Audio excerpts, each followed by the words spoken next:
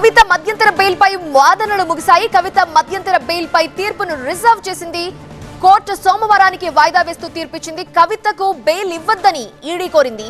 Bail ఒకవేళ ఇస్తే సాక్ష్యాలను ప్రభావితం చేస్తారని వాదించారు.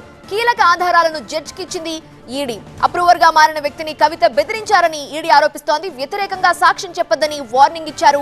లిక్కర్ స్కామ్ లో కవిత కీలక సూత్రధారి అని ఈడీ అధికారులు వివరించారు. మేము అడిగిన ప్రశ్నలకు సమాధానం ఇవ్వలేదు, 10 ఫోన్లలో డేటాను డిలీట్ చేసి మాకిచ్చారు అని ఈడీ చెప్తోంది. వందల డిజిటల్ డివైస్లను ధ్వంసం చేశారని ఈడీ ప్రస్తావించింది.